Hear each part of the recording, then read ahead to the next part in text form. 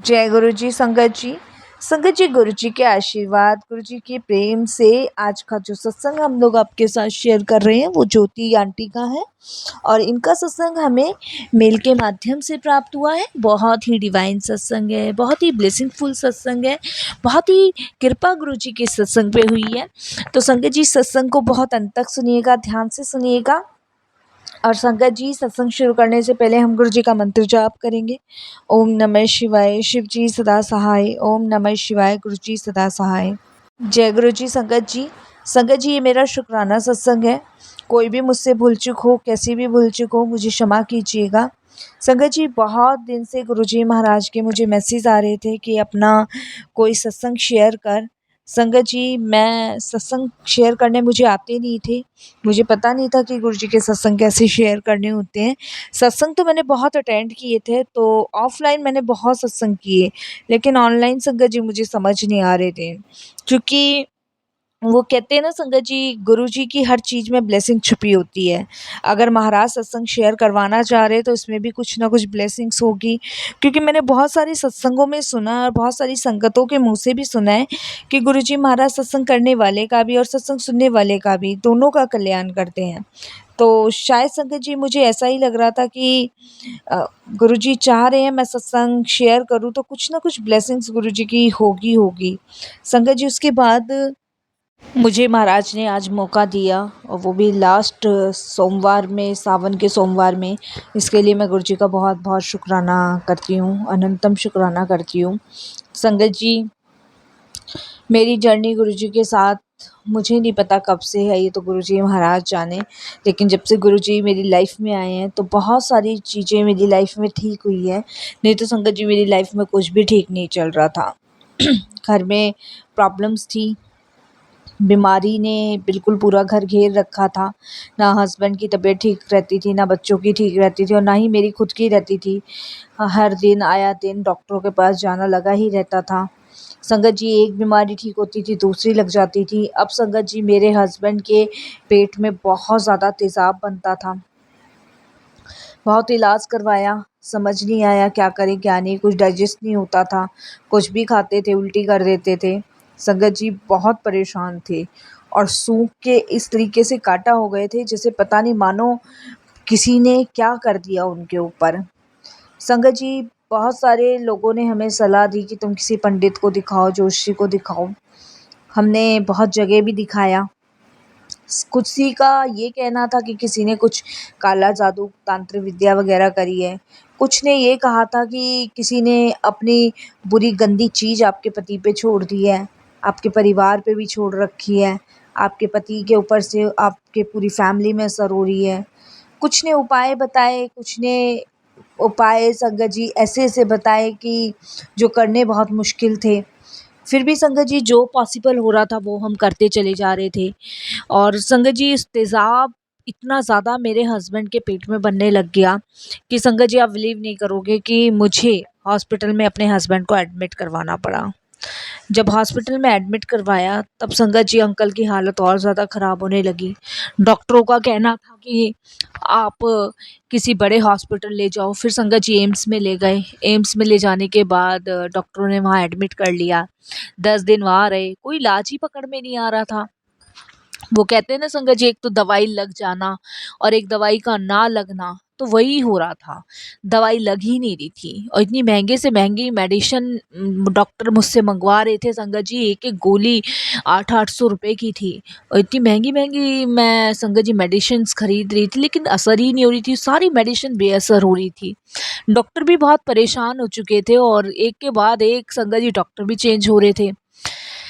बहुत संगत जी समस्या में थी, परेशानी में थी।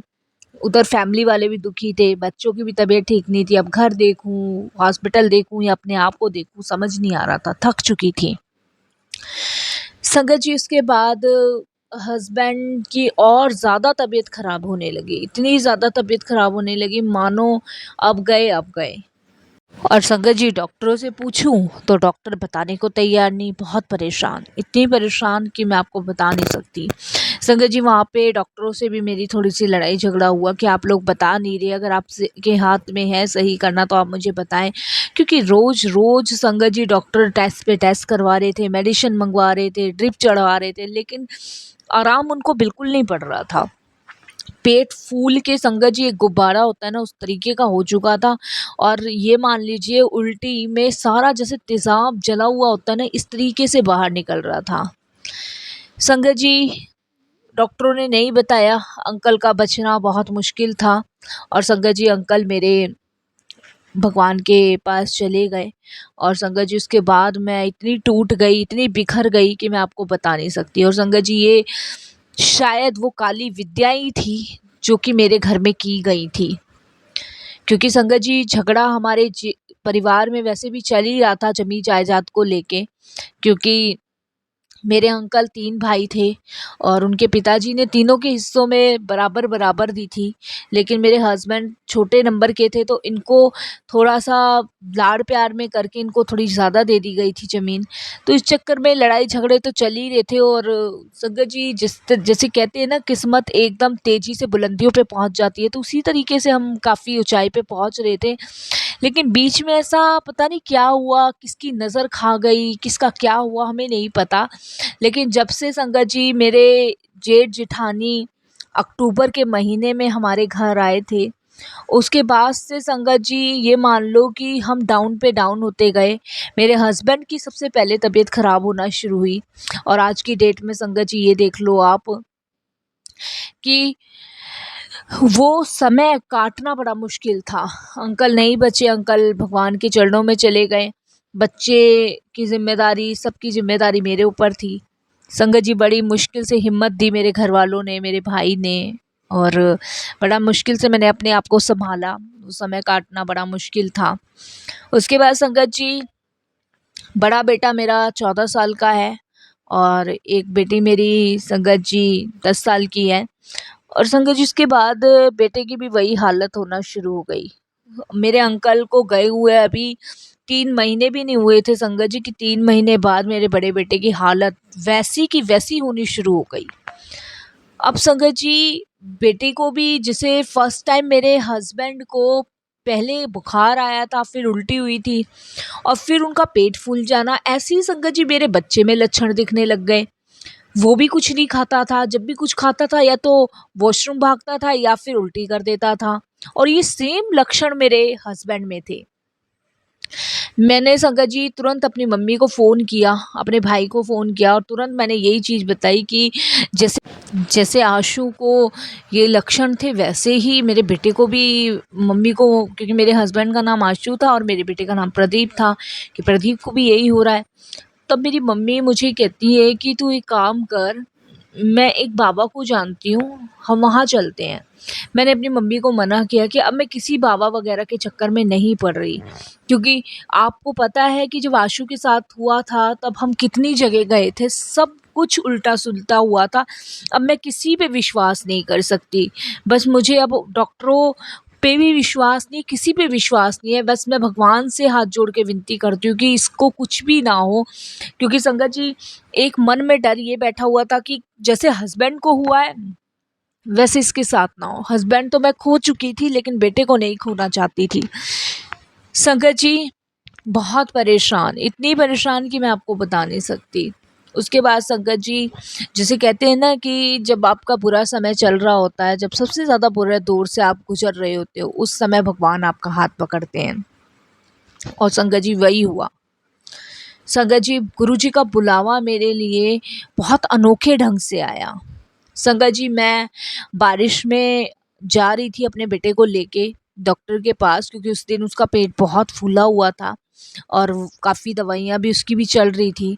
संगत जी कुछ खा नहीं रहा था वो भी 2-1 दिन से, तो डॉक्टर के पास मैं उसको दवाई दिला के लेकर ही आ रही थी। इतने में संगत जी उस दिन बारिश बहुत थी और बारिश में आते-आते संगत जी मेरे बेटे का एकदम से पैर फिसलता है और वो ज़मीन पे गिर जाता है। तो संगत जी जहाँ वो ज़मीन पे गिर जाता है तो सामने ही एक मतलब फ्लैट बने होते हैं, फ्लैट हैं यहाँ पे। तो फ्लैट बने होते हैं, वहाँ पे एक लेडीज़ खड़ी होती है और वो एकदम से कहती है, अरे अरे बेटा रुको रुको, गिर गए, एक मिनट। संगत जी वो छाता लेके आती है और उस समय बच्चा मेरा गिर जाता है तो उसको चोट लगती है, फिसल जाता है, वैसे ही उसका पेट फूला हुआ था। तो कहती है कोई बात नहीं बेटा, आप इधर की साइड आ जाओ, मैं आपके हाथ पैर धुलवा देती हूँ, आपके कपड़े वगैरह गंदे हो गए हैं। वो देखिए संगत जी, ऐसा अनोखा तरीका था गुरुजी का ब्लेस करने का, ब्लेसिंग्स देने का, कि मेरे लिए बड़ी एकदम शॉक वाली बात हो जाती है। तब संगत जी वो साइड में हमें लेके जाती है और पानी लाती है और मेरे बेटे का पैर हाथ धुलवाती है और मुझे कहती है कि आप अंदर आ जाओ, थोड़ी देर बारिश रुक जाएगी उसके बाद आप चले जाना। और बारिश तेज़ हो गई थी उस समय, संगत जी बहुत तेज़ हो गई थी, क्योंकि वहाँ बहुत ज़्यादा फिसलन थी, कीचड़ टाइप की थी, तो मेरे बच्चे का पैर रपट गया था। तो मैं कहती हूँ हाँ बारिश बहुत तेज़ हो गई है, तो कहती है आप यहीं रहते हो? मैंने कहा हाँ B12 में हम लोग रहते हैं और यहाँ पे कैलाश क्लिनिक है ना डॉक्टर, उनके पास आई थी बेटे को दिखाने। तो कहती है अच्छा अच्छा, कह रही मैंने आपको काफ़ी बार देखा, आप बच्चों को बस में बिठाने आते हो। तो क्योंकि संगत जी हमारा बी में था और उन आंटी का ए में था। उसके बाद संगत जी बारिश और ज़्यादा तेज़ हो जाती है। देखिए उस दिन कुदरत का भी करिश्मा देखिए कि बारिश इतनी तेज़ थी कि रुकने का नाम ही नहीं ले रही थी। तो वो कहती है आप बैठो और मैं चाय वगैरह बना के ले आती हूँ। मैंने कहा नहीं नहीं आप इसकी तकलीफ़ मत करो, कोई बात नहीं, बारिश रुकेगी तब हम निकल जाएंगे। फिर ऐसी इधर उधर की बातें होने लगी और फिर वो पूछती कि इनके पापा क्या करते हैं। तो मैं उनको बोलती हूँ कि वो है रहे नहीं, अब ऐसे से उनके साथ बात हुई थी। तो संगत जी फिर उसके बाद कहती हो बहुत सैड की बात है, ये तो बहुत ही ज़्यादा दुख भरी बात है, बच्चे भी छोटे छोटे ही हैं आपके। तो उसके बाद संगत जी मैं कहती हूँ अब इसके साथ भी ऐसा ही हो रहा है, समझ नहीं आ रहा क्या करूँ क्या नहीं करूँ, कोई कुछ कहता है कोई कुछ कहता है। तो वो मुझे एकदम से कहती हैं कि एक काम करो, आप गुरुजी के दरबार क्यों नहीं लेके जाती अपने बेटे को? तो हमारे गुरुजी हैं छतरपुर में, आप वहाँ दिखा दो, वहाँ पे गुरुजी के पास लेके जाओ, दर्शन करा दो और देखना गुरुजी के वहाँ जाके बिल्कुल ठीक हो जाएगा बच्चा। मैंने कहा गुरुजी? तब वो संगत जी गुरुजी के बारे में मुझे बताती हैं और वो मुझे अपने घर में से एक जल प्रसाद की बोतल देती हैं।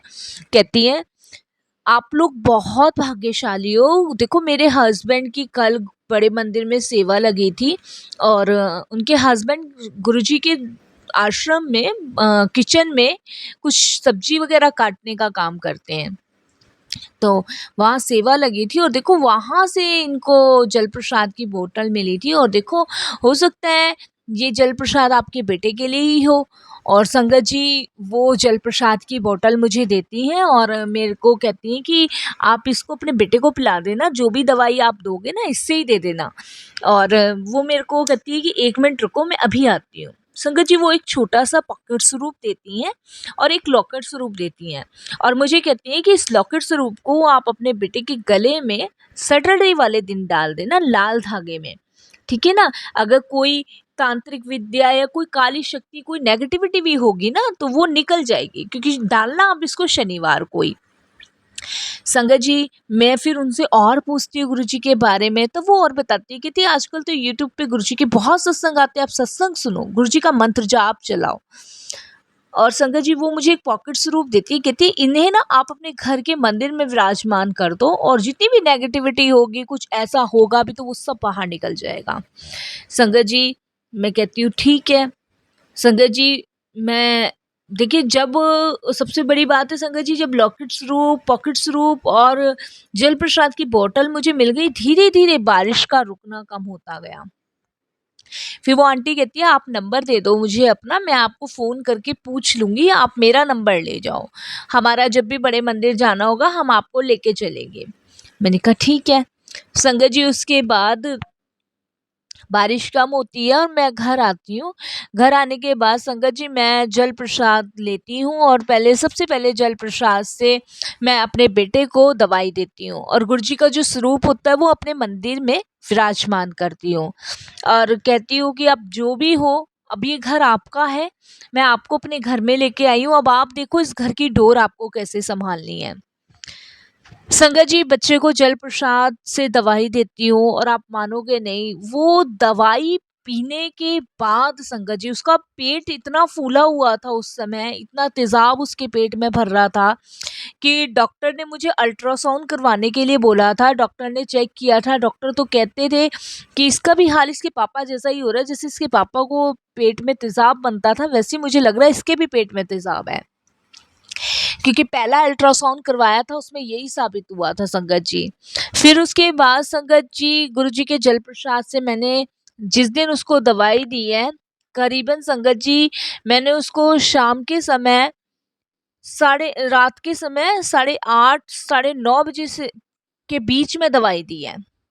और संगत जी दवाई खा के उसे इतनी उल्टी कि मैं आपको बता नहीं सकती कि मतलब मानो कि हर 1 मिनट, हर 2 मिनट, हर 3 मिनट बाद उल्टी। और संगत जी उल्टी करते-करते वो थक चुका बिल्कुल। और जो उसका पेट इतना फूला हुआ था, करीबन संगत जी जब तक उसको उल्टी हुई तब तक वो उसका पेट अंदर जा चुका था। और संगत जी जब उल्टी करना उसने बंद किया, जब तक उसके पेट से सब कुछ बाहर नहीं निकल गया, तब तक उसने उल्टी की। उसके बाद संगत जी उल्टी उसे बंद हुई। उसने मुझे एकदम से कहा कि मुझे नींबू पानी दे दो, जबकि संगत जी वो कभी कुछ खा और पी ही नहीं पाया था, डाइजेस्ट ही नहीं कर पा रहा था। और एकदम से नींबू पानी मांगता है, मैं नींबू थे नहीं घर में संगत जी, मैं फटाफट से नींबू लेकर आती हूँ, उसे नींबू पानी अपनी बेटी के हाथ बना के कहती हूँ इसको पीने को देकर आ। और संगत जी वो नींबू पानी पीता है, और नींबू पानी पीने के बाद मैं बेटी को कहती हूँ कि भैया को नींबू पानी दिया ही? कहती है हाँ दिया ही। मैंने कहा ठीक है। संगत जी इतने में मैं कमरे में जाके देखती हूँ बेटा सो चुका है, आराम से सो चुका है। और संगत जी सुबह वो उठता है और उठते के साथ ही मुझे कहता है कि मम्मा मुझे वो जल प्रसाद दे दो जो आंटी के घर से लेकर आए थे। मैंने कहा हाँ। तो संगत जी मैं मंदिर में से वो जल प्रसाद देती हूँ उसको, और मैं कहती हूँ दवाई खा ले। कह रहा मम्मा मुझे दवाई की ज़रूरत है, मुझे भूख लग रही है, मुझे कुछ बना के दो, मुझे बहुत तेज़ भूख लग रही है। मैंने कहा भूख लग रही है? मैंने कहा ठीक है बेटा। मैं संगत जी उसको अधिकतर खिचड़ी और दलिया ये सभी देती थी क्योंकि डॉक्टर ने हल्का ही बोला था। जब मैं संगत जी खिचड़ी बनाने की तैयारी करती हूँ तो वो एकदम से किचन में आता और कहता है मम्मा मुझे खिचड़ी दलिया नहीं चाहिए, मुझे आप रोटी बना के दो और आलू की सब्जी बना के दो। संगत जी मैं उसको बहुत समझाती हूँ कि बेटा अभी डॉक्टर ने मना किया, अभी लाइट खाने के लिए बोला है, कुछ प्रॉब्लम हो जाएगी फिर और ज़्यादा दिक्कत हो जाएगी। वो कहता है नहीं मम्मी मुझे भूख लग रही है, मुझे रोटी चाहिए। संगत जी मैं उसको रोटी बना के देती हूँ और वो रोटी भर पेट खाता है। और संगत जी उसके बाद उसको कभी किसी भी परेशानी की दिक्कत नहीं हुई, ना उसके पेट में तेज़ाब बना, ना उसका पेट फूला। उसके बाद संगत जी मैं उनको फ़ोन करती हूँ और वो उनको मैं सारी चीज़ बताती हूँ, तो वो मुझे कहते हैं कि आप एक काम करो, एक बार डॉक्टर को भी चेकअप करवा लेना, मुझे तो विश्वास है कि गुरुजी ने इसको सही कर दिया आपके बेटे को। संगत जी मैं अल्ट्रासाउंड करवाती हूँ, और जब संगत जी अल्ट्रासाउंड की रिपोर्ट आती है तो आप बिलीव नहीं करोगे, अल्ट्रासाउंड में बिल्कुल पेट में जो तेज़ाब बन रहा था वो ख़त्म हो चुका था। पेट बिल्कुल नॉर्मल था, कहीं कोई प्रॉब्लम नज़र नहीं आई थी डॉक्टर को। और संगत जी उस दिन से मेरा गुरुजी के साथ जो कनेक्शन बना उसके लिए मैं आपको बता नहीं सकती, मैं शुक्राना करते-करते नहीं थकती। जितनी भी नेगेटिविटी थी मेरे घर में वो सब गुरुजी के स्वरूप के आने के बाद मेरे घर से वापस निकल गई।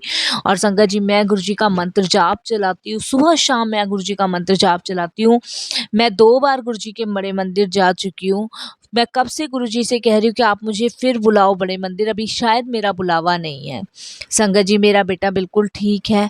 मेरे घर में अब जो हम चौबीसों घंटे बीमार पड़े रहते थे, दवाइयों में पैसे लगे रहते थे, वो संगत जी नहीं जाते हैं, क्योंकि जितनी भी नेगेटिविटी थी वो सब गुरुजी मेरे घर से निकल गई। जितनों ने भी काली विद्या, काली चीज़ें मेरे घर में गई थी वो सब ख़त्म हो गई। मेरा घर संगत जी जैसा पहले था वैसा ही हो गया। लेकिन आज भी मुझे अपने हस्बैंड की कमी खलती है, और गुरुजी से शिकायत रहती है कि आप पहले क्यों मुझे नहीं मिले, शायद आप मुझे पहले मिल लिए होते तो आज मेरे हस्बैंड भी मेरे साथ होते। और संगत जी उन आंटी की रूप में गुरुजी ने मुझे मेरी बड़ी बहन दिलवा दी। मुझे विश्वास नहीं है संगत जी कि गुरुजी महाराज संगत के रूप में रिश्ते बना देते हैं। वो आंटी, उनके हस्बैंड, उनकी फैमिली हम लोगों को इतना सपोर्ट करते हैं, इतना ध्यान रखते हैं संगत जी हमारा, कि हमारे दुख सुख में शामिल होते हैं। वो संगत जी देखो, बच्चा फिसला, और सही कहूँ तो संगत जी आप लोग मुझे पागल कहोगे इस चीज़ के लिए, वो शायद अगर मेरा बच्चा उस दिन ना फिसला होता तो ना मुझे बहन मिलती, ना मुझे गुरु परिवार मिलता, और ना गुरु परिवार में गुरुजी महाराज मिलते। वो फिसलना मेरे बच्चे का बहुत शुभ था उस दिन। संगत जी, अब हमारा गुरुजी से बहुत अच्छा कनेक्शन है। जो हमारा काम, मेरे हस्बैंड की शॉप थी रेडीमेड सूट साड़ियों की, वो भी बहुत अच्छी चल रही है। हालाँकि मैं संगत जी उसे मैं सँभालती हूँ और घर भी देखती हूँ, वो भी दुकान भी देखती हूँ, सिर्फ़ गुरुजी की कृपा से सब ठीक चल रहा है, सब बेस्ट चल रहा है, सिर्फ़ मालिक की बदौलत। संगत जी, शब्द नहीं रहते हमारे पास गुरुजी का शुक्राना करने के लिए। बाकी छोटी-मोटी तकलीफ़ तो संगत जी ज़िंदगी में आती रहती है, उससे पार गुरुजी निकलवाते रहते हैं। जैसे-जैसे गुरुजी मार्ग दिखाते रहते हैं, हम वो मार्ग पे चलते रहते हैं और निकलते रहते हैं। बस धन्यवाद करती हूँ गुरुजी महाराज का कि वो अपनी संगत को इतना ब्लेस कर रहे हैं और संगत के रूप में इतना प्यारा गुरु परिवार दे रहे हैं। शुक्राना तो बहुत छोटा शब्द लगता है संगत जी, लेकिन गुरुजी अपनी संगत का जो कल्याण करते हैं, उसके सामने बहुत छोटा शब्द है शुक्राना। बस संगत जी, मैं तो गुरुजी से हमेशा से यही अरदास करती आई हूँ कि गुरुजी, अब आपने जो हमारा हाथ पकड़ा है वो कभी मत छोड़ना, क्योंकि आपके सहारे ही हमारी नाव पार लगेगी गुरुजी। आपके बिना जीना इम्पॉसिबल है। गुरुजी, बस ऐसे ही अपने चरण कमलों से लगाए रखो और ऐसे ही जोड़े रखो, ऐसे ही सबको ब्लेस करते रहना गुरुजी महाराज। शुक्राना करती हूँ, बहुत-बहुत शुक्राना करती हूँ और अपनी वाणी को विराम देती हूँ संगत जी। कोई भूल चूक हो, कैसी भूल चूक हो, क्षमा कीजिएगा। फिर गुरुजी की कृपा होगी तो फिर मैं और भी सत्संग अपने शेयर करूँगी। वाणी को विराम देती हूँ गुरुजी के मंत्र जाप के साथ। ओम नमः शिवाय, शिव जी सदा सहाय। ओम नमः शिवाय, गुरु जी सदा सहाय। जय गुरु जी। जय गुरु जी। संगत जी, बहुत ही प्यारा सत्संग था, बहुत ही डिवाइन सत्संग था। वाक़ई में संगत जी, गुरु जी महाराज हर एक परेशानी से, हर एक मुसीबत से हमें बाहर निकालते ही निकालते हैं। बस मुझे समझ नहीं आता कि इंसान एक दूसरे का बुरा क्यों करता है, किसी चीज़ के लिए बुरा क्यों करना है। भई भगवान से डरो, गुरु जी से डरो। आज आप किसी का बुरा कर रहे हो, कल आपको भी भोगना पड़ेगा। एक आंटी के लिए बहुत मुश्किल जीवन होता है अपने हस्बैंड को खो के ज़िंदगी को काटना। वो तो गुरुजी महाराज का बहुत बहुत शुक्राना है कि समय रहते उन्होंने उनका साथ दिया, उनको ब्लेस किया, उनके बच्चे को बचाया। बाकी मैं उन लोगों से हाथ जोड़ के प्रार्थना करूँगी कि आप लोग ये तंत्र विद्या, काली विद्या मत करो। मत किसी का नुकसान करो, क्योंकि जैसा हम करेंगे हमें वैसा ही भोगना पड़ेगा। हम दूसरे के लिए गड्ढा खोदेंगे, उसमें हमें ही गिरना पड़ेगा। तो बस जो भी ये सत्संग सुने उनसे बस मैं यही कहूँगी कि किसी का बुरा मत सोचो, हृदय से सबका अच्छा सोचो, क्योंकि जिसका अच्छा सोचोगे तो भगवान आपका भी अच्छा सोचेगा। अगर संगत जी आप भी अपने सत्संग अनुभव हम लोगों के साथ साझा करना चाहते हैं तो हिंदी में साफ राइटिंग में सत्संग को लिखकर हमारी जीमेल आईडी पर सेंड कीजिए, ताकि आपके द्वारा सुनाए गए सत्संग हर एक संगत के पास पहुँचे, ताकि उन्हें भी पता चले कि गुरुजी महाराज से जुड़ने के बाद संगतों के कैसे कल्याण होते हैं, कैसे ब्लेसिंग्स मिलती है, कैसे गुरुजी अपनी संगत से प्यार करते हैं। संगत जी, अगर सत्संग आपको पसंद आए तो इसको आप लाइक कीजिए, सब्सक्राइब कीजिए, संगत में शेयर कीजिए और बेल आइकन बिल्कुल भी दबाना ना भूलिएगा, क्योंकि जब भी कोई लेटेस्ट सत्संग आएगा उसका नोटिफिकेशन आपके पास आएगा। संगत जी, हमारी गुरुजी हमारी लाइफलाइन चैनल पे आपको गुरुजी के लेटेस्ट ओल्ड सत्संग सुनने का सौभाग्य भी प्राप्त होगा। इस चैनल को आप बहुत प्यार कीजिए, बहुत सपोर्ट दीजिए, क्योंकि ये एक ऐसा माध्यम है कि घर घर तक गुरुजी की ब्लेसिंग्स जाती हैं। तो संगत जी, इस ब्लेसिंग्स प्राप्त करने के लिए हमें सत्संग को बहुत ही ध्यान से, बहुत ही श्रद्धा से, बहुत ही प्रेम से सुनना है, ताकि गुरुजी की प्रॉपर ब्लेसिंग्स हमें प्राप्त हो। संगत जी, मैं अपने आप को बड़ी भाग्यशाली समझती हूँ कि गुरुजी ने ये सेवा मुझे बख्शी है। अगर मेरे से भी कोई भूल चूक हो जाए तो मेरी प्यारी प्यारी संगत जी मुझे माफ़ कीजिएगा, और गुरुजी से भी मैं यही अरदास करूँगी कि अपनी नादान बेवकूफ़ बेटी समझ के क्षमा कीजिएगा। जय गुरुजी।